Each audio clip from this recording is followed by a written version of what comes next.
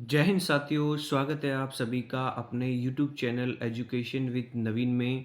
और प्यारे साथियों, मैं यहाँ पे एमटीएस के लिए टॉप 50 जीके जीएस के क्वेश्चन साथियों आपके लिए लेके आया हूँ, जो अगली एमटीएस की साथियों शिफ्टों में इम्पोर्टेंट होने वाले हैं। साथियों, ये जो सेशन है वो पिछली शिफ्टों के एनालिसिस के आधार पे साथियों टॉप 50 क्वेश्चंस का यहाँ पे साथियों सेशन होने वाला है, जो आपके अगली शिफ्टों में साथियों बहुत ही इंपॉर्टेंट होने वाला है। तो चलो साथियों, यहाँ पे सेशन की शुरुआत करते हैं। और साथियों, सबसे पहले क्वेश्चन की मैं बात करता हूँ, तो प्यारे साथियों, सबसे पहला क्वेश्चन आप सभी के सामने है कि इनमें से कौन भारतीय संसद का हिस्सा नहीं है। क्या साथियों राष्ट्रपति नहीं होता, क्या साथियों लोकसभा संसद का हिस्सा नहीं होती, या साथियों विधान परिषद, या मेरे भाई यहाँ पे राज्यसभा।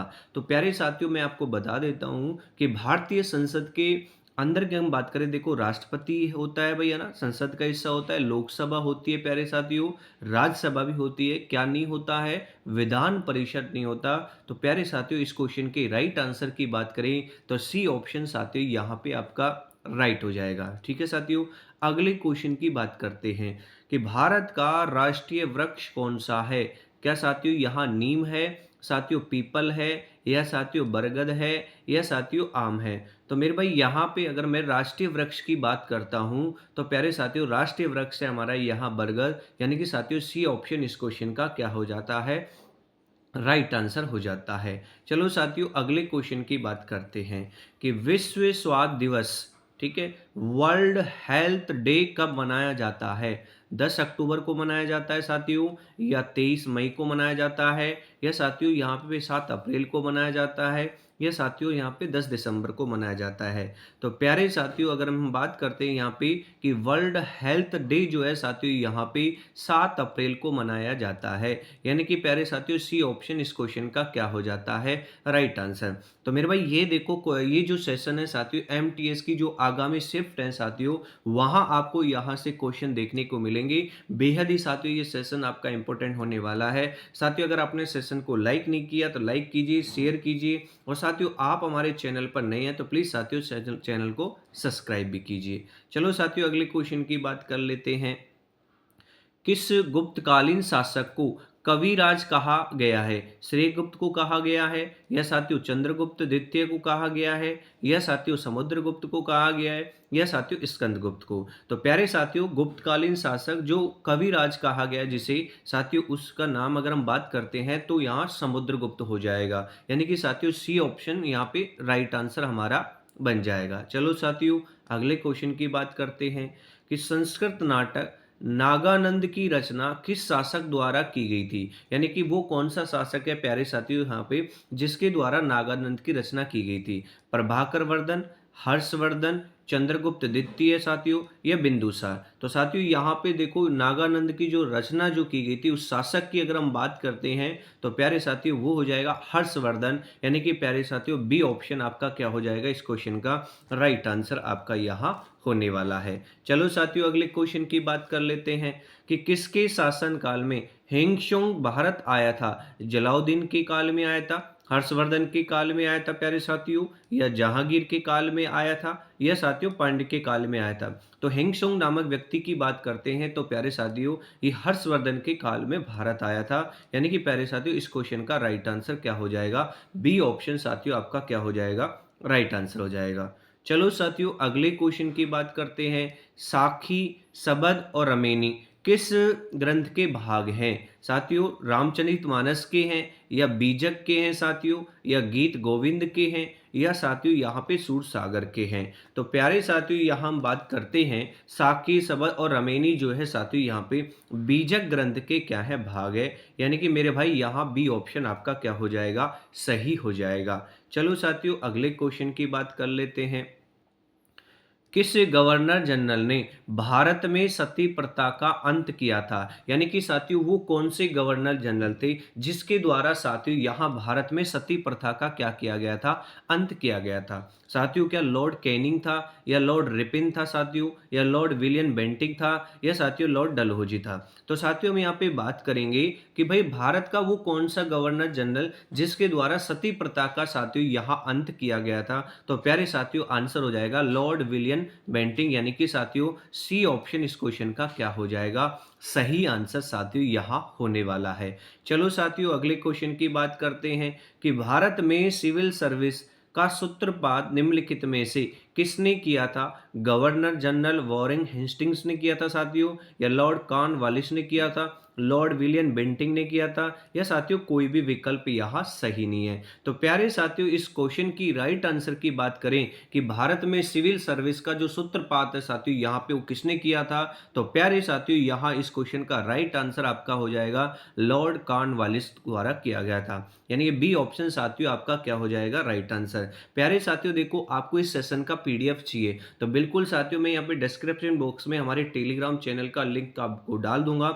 वहां साथियों आप टेलीग्राम चैनल को जाके आप ज्वाइन कर सकते हैं और वहां से साथियों इस सेशन की आपको पीडीएफ देखने को मिल जाएगी। ठीक है साथियों, हमारे टेलीग्राम को आप डायरेक्ट सर्च भी कर सकते हैं प्यारे साथियों, एजुकेशन विद नवीन के नाम से साथियों। ठीक है, वहां जाके आप टेलीग्राम को ज्वाइन करें, आपको ये पीडीएफ साथियों वहां पे देखने को मिल जाएगी। चलो साथियों अगले क्वेश्चन की बात कर लेते हैं। मंगल पांडे ने 1857 के विद्रोह की पहली गोली कब चलाई थी साथियों? बैरकपुर में चलाई थी, मेरठ में चलाई थी या साथियों कानपुर में चलाई थी या साथियों यहाँ पे झांसी में चलाई थी? तो साथियों यहाँ हम बात करेंगे कि मंगल पांडे ने जो 1857 का साथियों जो विरोध हुआ था उसमें सबसे पहली जो गोली है प्यारे साथियों कहाँ चलाई थी? बैरकपुर में चलाई थी। यानी कि प्यारे साथियों ए ऑप्शन इस क्वेश्चन का क्या हो जाता है?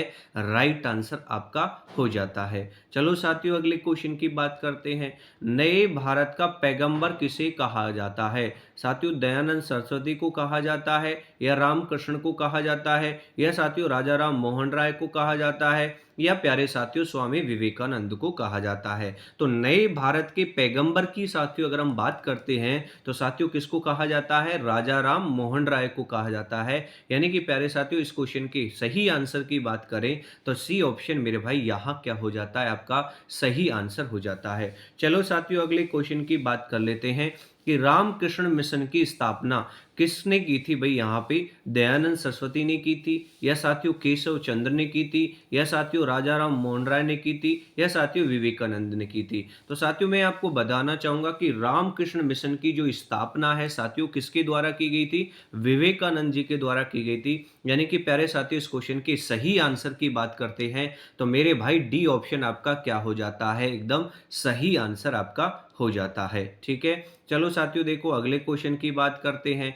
हड़प नीति किसने लागू की थी? साथियों हड़प नीति किसके द्वारा लागू की गई थी साथियों? ये आपको बताना है। लॉर्ड लिटिन ने की थी प्यारे साथियों या लॉर्ड कैनिंग के द्वारा की गई थी, लॉर्ड वेलेजली डलहौजी के द्वारा की गई थी साथियों या लॉर्ड वेलेजली के द्वारा की गई थी? तो प्यारे साथियों यहाँ पे हड़प नीति किसने लागू की थी इसकी हम बात करें साथियों तो ये नीति लागू की गई थी लॉर्ड डलहौजी के द्वारा। यानी कि प्यारे साथियों सी ऑप्शन इस क्वेश्चन का क्या हो जाएगा? राइट आंसर हो जाएगा। चलो साथियों अगले क्वेश्चन की बात कर लेते हैं। अमीर खुसरो जिन्हें कव्वाली का पिता एवं भारत का तोता भी कहा जाता है किसके दरबार में दरबारी कवि थे? यानी कि साथियों अगर हम बात करते हैं अमीर खुसरो की साथियों यहाँ पे भाई इन्हें है ना कव्वाली का पिता भी और भारत का तोता भी कहा जाता था और साथियों ये किसके दरबार के दरबारी कवि थे साथियों यहाँ पे? तो ए ऑप्शन आपका इल्तुमिश के थे या रजिया सुल्तान का था साथियों या बलबन का था साथियों या अलाउद्दीन खिलजी का? तो प्यारे साथियों इस क्वेश्चन की राइट आंसर की बात करें तो अलाउद्दीन खिलजी साथियों आपका राइट आंसर हो जाएगा। यानी कि मेरे भाई डी ऑप्शन आपका क्या हो जाएगा? देखो इस क्वेश्चन का राइट आंसर हो जाएगा भाई। ठीक है, डी ऑप्शन मेरे भाई क्या हो जाएगा यहाँ पे इस क्वेश्चन का राइट आंसर। चलो साथियों अगले क्वेश्चन की बात कर लेते हैं कि दिल्ली में कुतुब मीनार दुनिया का सबसे ऊंचा ईंट का बना मीनार है। इनमें से कौन से राजा ने इसके निर्माण में साथियों योगदान नहीं दिया था? आप सबको पता है साथियों, कुतुब मीनार की बात करें साथियों, दिल्ली में जो दुनिया का सबसे ऊंचा ईंट का बना मीनार है, इनमें से कौन सा ऐसा राजा था साथियों जो निर्माण में योगदान नहीं किया था साथियों? साथियों यहाँ बात करें फिरोज शाह तुगलक ने, या साथियों कुतुबुद्दीन ऐबक ने, या साथियों अलाउद्दीन खिलजी ने, या मेरे भाई इल्तुतमिश ने? तो साथियों इस क्वेश्चन की राइट आंसर की बात करें तो अलाउद्दीन खिलजी साथियों इस क्वेश्चन का क्या हो जाएगा? राइट आंसर, यानी कि सी ऑप्शन आपका क्या हो जाएगा यहाँ से? राइट आंसर हो जाएगा। चलो कोई साथियों यहाँ पे अगले क्वेश्चन की बात कर लेते हैं। निम्नलिखित किस सम्राट के शासन काल में भारत का पहला मुद्रा रुपए मुद्रित हुआ था? साथियों अकबर के काल में हुआ था, या हुमायूं के काल में हुआ था, या साथियों शेरशाह सूरी के काल में हुआ था, या मेरे भाई समुद्रगुप्त के काल में हुआ था? तो प्यारे साथियों देखो यहाँ हम बात करते हैं इस क्वेश्चन के राइट आंसर की, तो शेरशाह सूरी यानी कि साथियों सी ऑप्शन इस क्वेश्चन का क्या हो जाता है? राइट आंसर हो जाता है। चलो साथियों अगले क्वेश्चन की बात कर लेते हैं कि कालिंदी नदी का दूसरा नाम क्या है? आपको साथियों कालिंदी नदी जो है साथियों उसका दूसरा नाम बताना है। गंगा है साथियों, या भागीरथी है मेरे भाई, या यमुना है, या साथियों ब्रह्मपुत्र है? तो प्यारे साथियों देखो ध्यान रखना, कालिंदी नदी जो है साथियों यहाँ पे किस अन्य नाम से भी जानी जाती है? तो आप कहोगे सर यमुना नदी के नाम से भी जानी जाती है, यानी कि साथियों सी ऑप्शन इस क्वेश्चन का क्या हो जाएगा? राइट आंसर हो जाएगा। चलो साथियों अगले क्वेश्चन की बात कर लेते हैं कि संविधान को एक पवित्र दस्तावेज किसने कहा था भैया ना? कि संविधान एक पवित्र दस्तावेज है साथियों, ये किसने कहा था? साथियों यहाँ क्या बी आर अम्बेडकर ने कहा था, या साथियों महात्मा गांधी ने कहा था, या साथियों दीनदयाल उपाध्याय ने कहा था, या मोहम्मद अली जिन्ना ने कहा था? तो प्यारे साथियों देखो संविधान को एक पवित्र दस्तावेज जो है साथियों भीमराव अम्बेडकर ने कहा था, यानी कि साथियों ए ऑप्शन इस क्वेश्चन का क्या हो जाता है? राइट आंसर आपका बन जाएगा भैया ना। ठीक है साथियों अगले क्वेश्चन की बात कर लेते हैं। चलो अगले क्वेश्चन की बात कर लेते हैं। निम्नलिखित कथनों में से कौन सा सही कथन है, ये मेरे भाई आपको बताना है। इन सभी कथनों में से कौन सा कथन आपका सही है? लोकसभा अध्यक्ष संसद के दोनों सदनों की संयुक्त बैठक की अध्यक्षता करता है। बी ऑप्शन है साथियों देखो यहाँ पे आपका कि भाई राज्यसभा सभापति संसद के दोनों सदस्यों की संयुक्त बैठक की अध्यक्षता करता है। बिल्कुल मेरे भाई ये गलत हो जाएगा आपका। गृह मंत्री संसद के दोनों सदनों की संयुक्त बैठक करता है साथियों, ये भी गलत हो जाएगा। तो साथियों प्यारे साथियों यहाँ पे बी और सी ऑप्शन आपके गलत हो जाएंगे। और हम बात करें साथियों यहाँ पे लोकसभा अध्यक्ष जो है संसद के दोनों सदनों की साथियों संयुक्त बैठक की अध्यक्षता करता है। मेरे भाई बिल्कुल यहाँ ए ऑप्शन आपका क्या हो जाता है? एकदम सही आंसर हो जाएगा भाई। ठीक है चलो अगले क्वेश्चन की बात कर लेते हैं। निम्नलिखित में से कौन राष्ट्रपति के प्रसाद पर्यंत अपना पद धारण करता है? साथियों ए ऑप्शन है आपका भारत का नियंत्रक एवं महालेखा परीक्षक। साथियों बी ऑप्शन की बात करें भारत का महान्यायवादी। सी ऑप्शन की बात करें मुख्य निर्वाचन आयोग। और साथियों डी ऑप्शन की बात करते हैं लोकसभा अध्यक्ष। तो प्यारे साथियों इस क्वेश्चन की राइट आंसर की बात करते हैं तो भारत का कौन हो जाएगा? महान्यायवादी भैया ना। ठीक है साथियों अगले क्वेश्चन की बात कर लेते हैं नेक्स्ट भैया ना। चलो क्वेश्चन नंबर 23 की बात कर लेते हैं। भारत के प्रथम उप प्रधानमंत्री कौन थे भैया ना? जवाहरलाल नेहरू थे साथियों, या गुलजारी लाल नंदा थे साथियों, या मौलाना अबुल कलाम आजाद थे, या साथियों सरदार वल्लभ भाई पटेल थे? तो प्यारे साथियों यहाँ मैं बताना चाहूंगा भारत के प्रथम उप प्रधानमंत्री की हम बात करते हैं तो साथियों वो थे हमारे सरदार वल्लभ भाई पटेल, यानी कि साथियों डी ऑप्शन इस क्वेश्चन का क्या हो जाता है? राइट आंसर आपका हो जाता है। चलो साथियों अगले क्वेश्चन की बात कर लेते हैं। अगले सवाल की बात कर लेते हैं कि लोक लेखा समिति में कितने सदस्य हैं भैया ना? क्या साथियों 20 सदस्य हैं, या साथियों 22 सदस्य हैं, या साथियों 28 सदस्य हैं, या साथियों 30 सदस्य हैं? तो साथियों यहाँ पे लोक लेखा समिति के अंदर अगर हम सदस्यों की बात करें तो 22 सदस्य होते हैं साथियों। यहाँ पे क्या क्या हो जाएगा आपका? यहाँ पे बी ऑप्शन आपका क्या हो जाएगा? राइट आंसर हो जाएगा। चलो साथियों अगले क्वेश्चन की बात कर लेते हैं कि लोक लेखा समिति में लोकसभा एवं राज्यसभा के क्रम से कितने सदस्य होते हैं? प्यारे साथियों अगर हम बात करते हैं देखो यहाँ पे कि लोक लेखा जो समिति होती है साथियों उसमें लोकसभा और राज्यसभा के सदस्य कितने कितने होते हैं साथियों? अगर हम इसकी बात करें साथियों तो आप कहोगे सर देखो यहाँ पे लोकसभा के तो 15 सदस्य होते हैं साथियों, और राज्यसभा के कितने होते हैं? 7 सदस्य होते हैं। यानी कि साथियों इस क्वेश्चन की राइट आंसर की बात करें तो सी ऑप्शन साथियों आपका क्या हो जाएगा? राइट आंसर आपका हो जाता है। चलो साथियों अगले क्वेश्चन की बात कर लेते हैं कि नीति आयोग का अध्यक्ष होता है, कौन होता है साथियों? प्रधानमंत्री होता है, या राष्ट्रपति होता है, या साथियों उपराष्ट्रपति होता है, या साथियों गृह मंत्री होता है। तो साथियों देखो यहाँ पे नीति आयोग की बात करते हैं तो इसका जो अध्यक्ष होता है साथियों कौन होता है? प्रधानमंत्री होता है, यानी कि साथियों ए ऑप्शन आपका क्या हो जाएगा? राइट आंसर हो जाएगा। चलो साथियों अगले क्वेश्चन की बात कर लेते हैं। वित्त आयोग का गठन कितनी अवधि के लिए होता है? साथियों वित्त आयोग के गठन की बात करें तो साथियों इसका अवधि क्या होता है? अवधि की बात करें 2 वर्ष होता है, या साथियों प्रतिवर्ष होता है, या साथियों 5 वर्ष के लिए होता है, या राष्ट्रपति की इच्छा अनुसार जब हो और जैसे। तो साथियों देखो यहाँ पे ध्यान रखना आंसर क्या हो जाएगा? 5 वर्ष, यानी कि सी ऑप्शन आपका क्या हो जाएगा? Right answer. चलो साथियों अगले क्वेश्चन की बात कर लेते हैं। वर्ष 1990 में अंतर्राज्यीय परिषद प्रतिष्ठापन किस समिति की संस्तुति पर किया गया?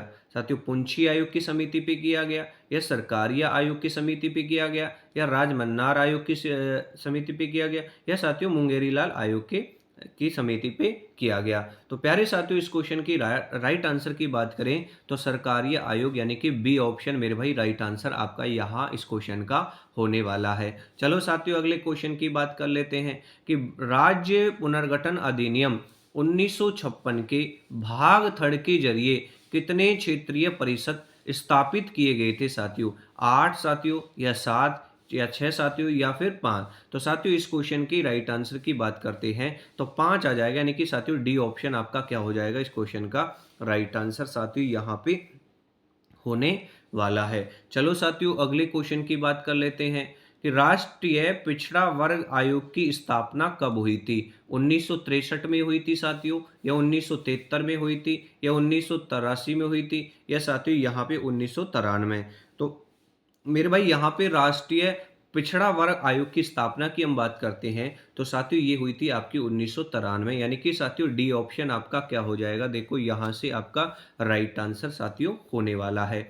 चलो साथियों अगले क्वेश्चन की बात कर लेते हैं कि भारत में अनवरत योजना की अवधि क्या थी? 1978 से 1980 थी साथियों, या 1991 से 1993 थी, या प्यारे साथियों 1980 से 1982 थी, या साथियों 1976 से 1978 थी? तो प्यारे साथियों इस क्वेश्चन की राइट आंसर की बात करते हैं तो मेरे भाई ए ऑप्शन आपका राइट हो जाता है 1978 से 1980, यानी ए ऑप्शन आपका क्या हो जाएगा साथियों यहाँ पे राइट आंसर हो जाएगा। चलो साथियों अगले क्वेश्चन की बात कर लेते हैं कि 11वीं पंचवर्षीय योजना में सम्मिलित समावेशी विकास में निम्नलिखित में से एक शामिल नहीं है, वो कौन है? गरीबी में कमी, रोजगार के अवसरों का विस्तार साथियों, या पूंजी बाजार का सुदृढ़ीकरण, या साथियों लैंगिक असमानता में कमी? तो प्यारे साथियों इस क्वेश्चन की राइट आंसर की बात करते हैं तो पूंजी बाजार का सुदृढ़ीकरण, यानी कि साथियों सी ऑप्शन आपका क्या हो जाएगा इस क्वेश्चन का सही आंसर प्यारे साथियों यहाँ पे होने वाला है।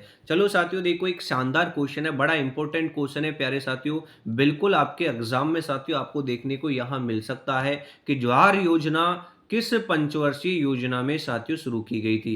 पहली पंचवर्षीय योजना में, या दूसरी पंचवर्षीय योजना में शुरू की गई थी, या प्यारे साथियों तीसरी में, या प्यारे साथियों यहाँ पे 7वीं पंचवर्षीय योजना में? तो प्यारे साथियों देखो अगर हम बात करते हैं ज्वार योजना की तो साथियों ये 7वीं पंचवर्षीय योजना में शुरू की गई थी साथियों। साथियों डी ऑप्शन इस क्वेश्चन का क्या हो जाएगा? यहाँ से राइट आंसर हो जाएगा। चलो साथियों अगले क्वेश्चन की बात करते हैं कि भारत सरकार ने ट्राईफेड कब बनाया था भैया ना? ये ट्राईफेड कब बनाया था साथियों ये आपको बताना है। 1983 में ट्राईफेड बनाया गया था, 1985 में, या साथियों 1987 में, या साथियों 1989 में? तो प्यारे साथियों इस क्वेश्चन की राइट आंसर की बात करें कि ट्राईफेड जो है साथियों कब बनाया गया था तो मेरे भाई ये 1987 में बनाया गया था, यानी कि सी ऑप्शन आपका क्या हो जाएगा यहाँ से साथियों एकदम सही आंसर आपका हो जाएगा। चलो साथियों अगले क्वेश्चन की बात कर लेते हैं कि किस पंचवर्षीय योजना के मॉडल को निवेश योजना आयोग का मॉडल कहा जाता है?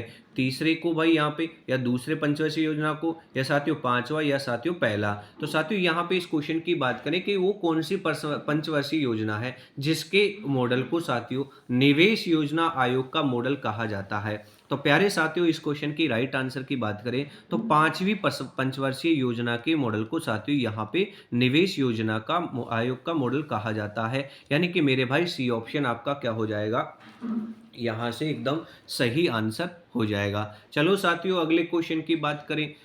1924 में किस समिति की सिफारिश ने रेल बजट को आम बजट से अलग किया? यानी कि साथियों 1924 की वो कौन सी समिति थी साथियों जिसने रेल बजट को आम बजट से क्या किया है, अलग किया है? क्या साथियों ये बटलर समिति थी, या साथियों एकवर्थ समिति थी, या जेवीपी समिति थी, या साथियों यहाँ पे मुदिमन समिति? तो साथियों यहाँ पे देखो 1924 के अंदर रेल बजट को आम बजट से अलग करने वाली समिति की साथियों अगर हम बात करें तो वो एकवर्थ समिति थी साथियों, यानी कि बी ऑप्शन आपका क्या हो जाएगा इस क्वेश्चन का राइट आंसर साथियों यहाँ पे होने वाला है। चलो साथियों अगले क्वेश्चन की बात कर लेते हैं। निम्न में से किस वस्तु या सेवा पर जीएसटी लागू नहीं है? यानी कि साथियों इनमें से वो कौन सी वस्तु है जिस पे साथियों यहाँ जीएसटी नहीं लगता है? साथियों यहाँ पे ए ऑप्शन की बात करें ऑटोमोबाइल पे बिल्कुल साथियों जीएसटी भाई सेवा लगती है यहाँ पे, ठीक है। सैलून की सेवाओं पे भी होती है,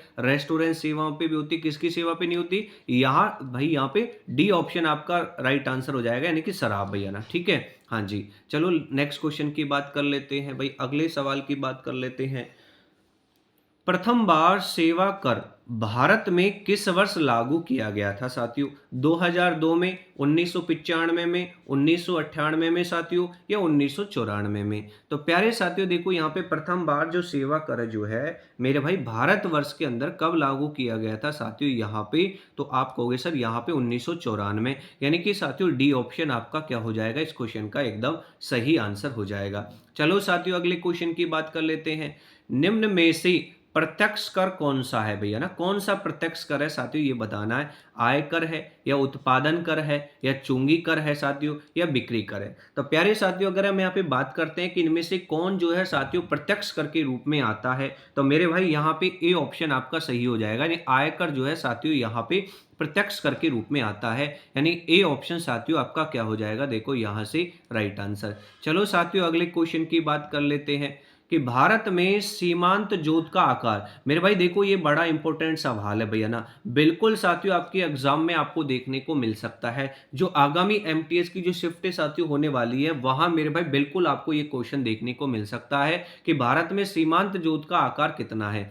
5 हेक्टेयर से अधिक है साथियों, या 2 हेक्टेयर से 4 हेक्टेयर के बीच है, या साथियों 1 हेक्टेयर से 2 हेक्टेयर के बीच है, या साथियों 1 हेक्टेयर से कम है? तो मेरे भाई यहाँ पे देखो हम बात करेंगे सीमांत जोत का जो आकार होता है ना वो 1 हेक्टेयर से साथियों क्या होता है, कम होता है, यानी मेरे भाई डी ऑप्शन इस क्वेश्चन का क्या हो जाता है, राइट आंसर हो जाता है। सॉरी भाई यहाँ पे, हाँ बिल्कुल भैया ना डी ऑप्शन साथियों यहाँ पे आपका क्या हो जाएगा इस क्वेश्चन का राइट आंसर हो जाता है। चलो साथियों अगले क्वेश्चन की बात कर लेते हैं, नेक्स्ट सवाल की बात कर लेते हैं कि राष्ट्रीय कृषि अनुसंधान प्रबंधन अकादमी साथियों कहाँ स्थित है? यानी कि राष्ट्रीय कृषि अनुसंधान प्रबंधन अकादमी साथियों कहाँ पे स्थित है ये आपसे पूछा है मेरे भाई।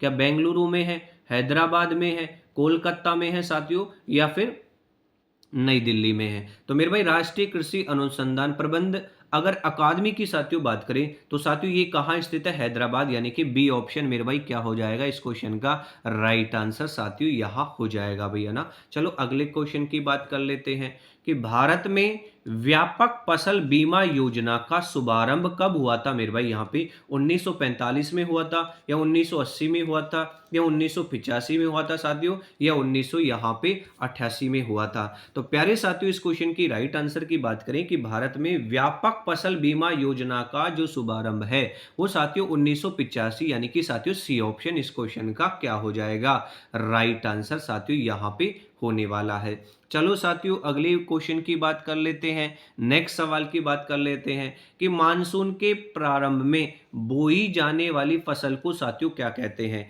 रबी की फसल कहते हैं, नकदी फसल कहते हैं, या साथियों खरीफ की फसल कहते हैं, या साथियों इनमें से कोई भी नहीं? तो साथियों मानसून के प्रारंभ में जब मानसून आता है उस टाइम साथियों बोई जाने वाली फसल को हम कौन सी फसल कहते हैं भाई? खरीफ की फसल कहते हैं, यानी कि साथियों सी ऑप्शन इस क्वेश्चन का क्या हो जाएगा साथियों यहाँ पे राइट आंसर हो जाएगा। चलो मेरे भाई अगले क्वेश्चन की बात कर लेते हैं कि वाणिज्यिक फसलों के मूल्य समर्थन संचालन के कार्यान्वयन के लिए केंद्रीय एजेंसी साथियों कौन सी है? नाबार्ड है, टाइफेड है साथियों, या फिक्की है साथियों या नेफेड है। तो प्यारे साथियों इस क्वेश्चन का राइट आंसर क्या हो जाएगा? नेफेड यानी कि डी ऑप्शन मेरे भाई क्या हो जाएगा इस क्वेश्चन का राइट आंसर साथियों यहाँ पे होने वाला है। चलो साथियों अगले क्वेश्चन की बात कर लेते हैं कि गन्ने के उचित और पारिश्रमिक मूल्य निम्नलिखित में से कौन सा संगठन अनुमोदित करता है?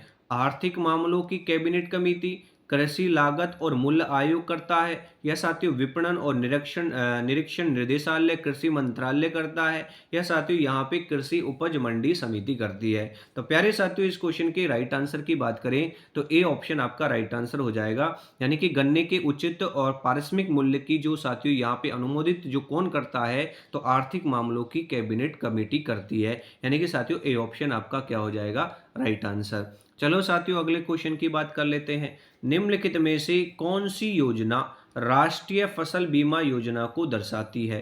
क्या साथियों यहाँ पे पीएमएसबीवाई, या साथियों पीएमजेडीवाई करती है, या साथियों पीएमएफबीवाई करती है, या साथियों पीएमजेजेबीवाई करती है? तो प्यारे साथियों इस क्वेश्चन के राइट आंसर की बात करें कि राष्ट्रीय फसल बीमा योजना को कौन दर्शाता है, तो पीएमएफबीवाई, यानी कि प्यारे साथियों सी ऑप्शन आपका क्या हो जाएगा राइट आंसर। तो प्यारे साथियों ये भी साथियों यहाँ पे बड़ा इंपॉर्टेंट क्वेश्चन है जो बिल्कुल साथियों आपको एग्जाम में आपके शिफ्टों में देखने को मिल सकता है। चलो साथियों अगले क्वेश्चन की बात करें।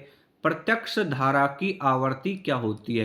प्रत्यक्ष धारा की आवर्ती क्या होती है प्यारे साथियों ये आपको बताना है। असीमित होती है, या 0 हर्ट्ज होती है, या 7 हर्ट्ज होती है साथियों, या 50 हर्ट्ज होती है? तो प्रत्यक्ष धारा की जो आवर्ती होती है ना प्यारे साथियों ये क्या होती है? 0 हर्ट्ज होती है, यानी कि प्यारे साथियों बी ऑप्शन इस क्वेश्चन का क्या हो जाएगा आपका राइट आंसर साथियों यहाँ होने वाला है। चलो साथियों अगले क्वेश्चन की बात कर लेते हैं। वह उपकरण जिसे परिपथ में हमेशा श्रेणी क्रम में जोड़ा जाता है और इसके माध्यम से परिपथ के विद्युत प्रवाह को मापा जाता है उसे साथियों क्या कहते हैं? विरूपण कहते हैं, एमीटर कहते हैं, एनीमोमीटर कहते हैं, या माइक्रोवेव पावर मीटर कहते हैं? तो प्यारे साथियों इस क्वेश्चन के राइट आंसर की बात करें तो एमीटर आपका राइट आंसर हो जाएगा, यानी कि साथियों बी ऑप्शन इस क्वेश्चन का क्या हो जाता है राइट आंसर हो जाता है। चलो साथियों अगले क्वेश्चन की बात करते हैं कि ठोस चालक में धारावाहक क्या होते हैं साथियों? प्रोटॉन होते हैं, या न्यूट्रॉन होते हैं, या मुक्त इलेक्ट्रॉन होते हैं, या साथियों इनमें से कोई नहीं? तो प्यारे साथियों ठोस चालक में धारावाहक जो है ना प्यारे साथियों यहाँ पे कौन होते हैं? मुक्त इलेक्ट्रॉन होते हैं, यानी कि मेरे भाई सी ऑप्शन इस क्वेश्चन का क्या हो जाएगा राइट आंसर। चलो साथियों लास्ट क्वेश्चन की बात करते हैं, क्वेश्चन 50 की बात करते हैं कि बिजली का प्रवाह सर्किट में होता है, किस में होता है साथियों? स्विच खुला होने पे होता है, स्विच बंद होने पे होता है, स्विच बंद या खुला होने पे होता है, या इनमें इसमें कोई वोल्टेज नहीं होता? यानी कि साथियों ध्यान रखना बिजली का प्रवाह सर्किट में कब होता है? जब स्विच बंद होने पर भी, है ना, यानी कि बी ऑप्शन साथियों यहाँ पे राइट आंसर हो जाएगा। तो मेरे भाई इस तरीके से मैंने यहाँ पे आपको टॉप 50 क्वेश्चंस की साथियों हमने यहाँ पे बात की है जो आपके आगामी एमटीएस के एग्जाम की शिफ्टों में साथियों यहाँ पे बिल्कुल आपको एज इट इज ऐसे क्वेश्चन देखने को मिलने वाले हैं। ये जो सेशन है प्यारे साथियों ये पिछले सेशन की साथियों यहाँ पे एनालिसिस के आधार पे मैंने ये सेशन आप के लिए साथियों यहाँ पे लेके आया हूँ। तो साथियों सेशन अच्छा लगा, सेशन को लाइक करें, शेयर करें, और अगर साथियों आपने चैनल को सब्सक्राइब नहीं किया तो प्लीज साथियों चैनल को सब्सक्राइब करें। फिर से एक नए शानदार सेशन के साथ फिर से साथियों में मिलेंगे, तब तक के लिए आप सभी का बहुत बहुत धन्यवाद हमारे साथ जुड़ने के लिए।